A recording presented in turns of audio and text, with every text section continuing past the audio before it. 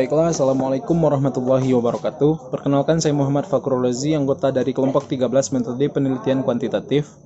Di sini saya akan mencoba menjelaskan materi mengenai tahapan dan garis besar penyusunan proposal menurut buku pedoman penulisan skripsi.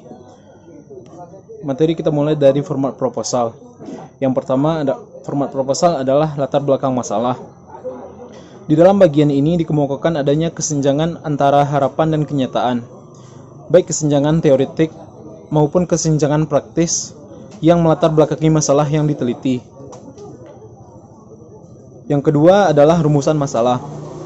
Rumusan masalah hendaknya disusun secara singkat, padat, dan jelas dan dituangkan dalam bentuk kalimat tanya. Tentunya rumusan masalah merupakan pertanyaan-pertanyaan yang akan dituangkan dalam penelitian tersebut. Yang ketiga adalah tujuan penelitian. Tujuan penelitian mengungkapkan sasaran yang ingin dicapai dalam penelitian. Masalah penelitian dirumuskan dengan menggunakan kalimat tanya, sedangkan rumusan tujuan penelitian dituangkan dalam bentuk kalimat ataupun pernyataan. Contohnya adalah, tujuan penelitian ini adalah untuk mengetahui besarnya hubungan antara tingkat kecerdasan siswa SMP dengan prestasi belajar mereka. Yang keempat adalah hipotesis penelitian. Ini bersifat jika diperlukan. Tidak semua penelitian kuantitatif memerlukan hipotesis penelitian. Penelitian kuantitatif yang bersifat eksploratif dan deskriptif tidak membutuhkan hipotesis. Selanjutnya, yang kelima adalah kegunaan penelitian tersebut.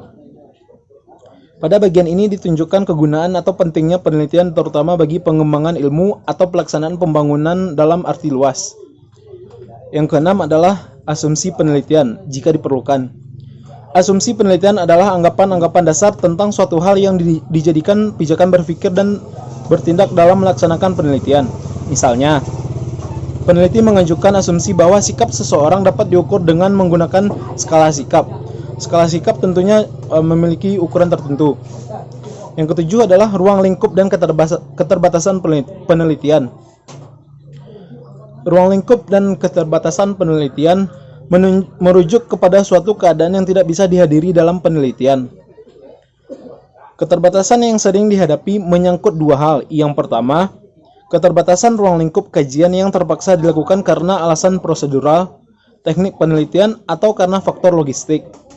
Kedua, keterbatasan penelitian berupa kendala yang bersumber dari adat, tradisi yang tidak memungkinkan bagi peneliti untuk mencari data yang diinginkan. Yang kedelapan adalah definisi istilah atau definisi operasional. Definisi istilah atau definisi operasional diperlukan apabila diperkirakan akan timbul perbedaan pengertian atau kekurang jelasan makna seandainya penegasan istilah tidak diberikan. Definisi operasional adalah definisi yang didasarkan atas sifat-sifat hal yang didefinisikan yang dapat diamati. Selanjutnya adalah metode penelitian tersebut. Terdiri dari rancangan penelitian, populasi dan sampel, instrumen penelitian, pengumpulan data, dan analisis data. Peneliti untuk mencari data yang diinginkan. Yang kedelapan adalah definisi istilah atau definisi operasional. Definisi istilah atau definisi operasional diperlukan apabila diperkirakan akan timbul perbedaan pengertian atau kekurang jelasan makna seandainya penegasan istilah tidak diberikan. Definisi operasional adalah definisi yang didasarkan atas sifat-sifat hal yang didefinisikan yang dapat diamati. Selanjutnya adalah metode penelitian tersebut. Terdiri dari rancangan penelitian, populasi dan sampel, instrumen penelitian, pengumpulan data, dan analisis data. Baiklah, materi selanjutnya akan dilanjutkan oleh rekan saya, Hasbi. Assalamualaikum warahmatullahi wabarakatuh. Perkenalkan, nama saya Hasbi Sidiki, BP 1004. Di sini saya akan mencoba melanjutkan pembahasan dari teman saya mengenai isi dari proposal penelitian kuantitatif. Nah, dalam rancangan atau proposal penelitian kuantitatif itu berisi langkah-langkah yang akan diikuti oleh peneliti untuk melakukan penelitiannya. Nah, dalam menyusun rancangan penelitian itu perlu diantisipasi tentang berbagai sumber yang dapat digunakan untuk mendukung atau menghambat terlaksananya penelitian tersebut. Nah, rancangan penelitian itu harus dibuat secara sistematis dan logis sehingga dapat dijadikan atau yang betul-betul itu mudah diikuti.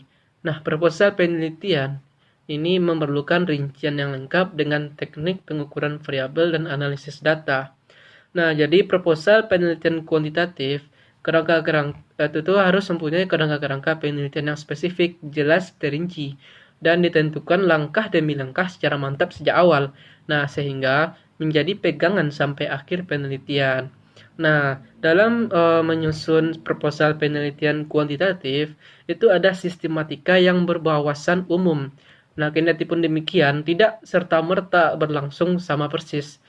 Contohnya aja bisa kita ambil pada proposal sistematika penelitian kuantitatif yang disusun oleh Syukur Khalil dalam bukunya yang berjudul Metodologi Penelitian Komunikasi. Itu sebagai berikut, itu terdiri atas 3 bab. Nah, bab yang pertama adalah bab pendahuluan. Nah, di bab pendahuluan ini berisikan mengenai latar belakang masalah. Nah, dalam latar belakang masalah ini, itu terdapat pertama identifikasi masalah. Yang kedua adalah batasan masalah. Yang ketiga rumusan masalah. Yang keempat tujuan penelitian. Kemudian kegunaan penelitian. Dan yang terakhir adalah sistematika. Nah, lalu untuk bab kedua itu berkaitan dengan kerangka teori dan konsep. Itu berisikan pasal-pasal sebagai berikut, seperti teori apa yang digunakan dalam penelitian tersebut. Nah, yang kedua adalah hasil penelitian terdahulu yang relevan. Nah, hasil penelitian yang relevan ini, pertama itu kita harus tahu apa tuh pengertian konsep utama yang digunakan dalam penelitian tersebut. Nah, kemudian apa hipotesisnya gitu. Nah, yang ketiga adalah bab ketiga. Bab ketiga ini berisikan mengenai tentang metodologi penelitian. Nah, dalam metodologi penelitian ini sebaiknya itu mengandung pasal-pasal sebagai berikut. Pertama, pendekatan yang digunakan. Apa pendekatan yang harus kita gunakan dalam penelitian tersebut. Dan yang kedua, lokasi penelitian. Apakah strategis atau tidak. Nah, yang ketiga adalah populasi dan sampel penelitian. Yang keempat adalah sumber data. Dari mana sumber data tersebut kita dapatkan. Yang kelima adalah adanya instrumen atau alat pengumpul data. Yang keenam, variabel pengukuran. Dan yang terakhir adalah teknik analisis data. Nah, lalu bicara mengenai proposal, apa saja sih ketentuan yang harus kita lakukan dalam proposal? Nah, ketentuan dalam penulisan proposal itu ada beberapa ketentuan. Yang pertama adalah menggunakan bahasa Indonesia yang baik dan benar sesuai dengan EBI, Ejan Bahasa Indonesia. Nah, yang kedua adalah alur penelitian itu harus sistematis, jelas, dan logis. Nah, kemudian yang ketiga adalah ukuran kertasnya adalah A4 dengan 70 gram dengan margin itu kiri atas tuh 44, kemudian kanan bawah 33. Nah, yang keempat adalah menggunakan font Times New Roman. Kemudian size-nya adalah 12 dengan jarak spasi 1,5. Nah, yang kelima adalah dijilid langsung dengan cover warna biru tua sebanyak 1 eksemplar. Nah, yang keenam adalah mengumpulkan data dalam bentuk soft copy dalam satu CD. Nah, kemudian yang ketujuh adalah struktur proposal untuk halaman lembar pengesahan, dan selanjutnya diberi nomor halaman yang diletakkan di pojok kanan bawah. Itu misalnya 1, 2, 3 kayak gitu dan seterusnya gitu. Nah, yang terakhir adalah penulisan daftar pustaka dalam proposal itu disesuaikan dengan aturan yang berlaku. Nah, mungkin hanya itu yang bisa saya sampaikan. Maaf apabila ada kekurangan kesalahan. Saya akhiri. Assalamualaikum warahmatullahi wabarakatuh.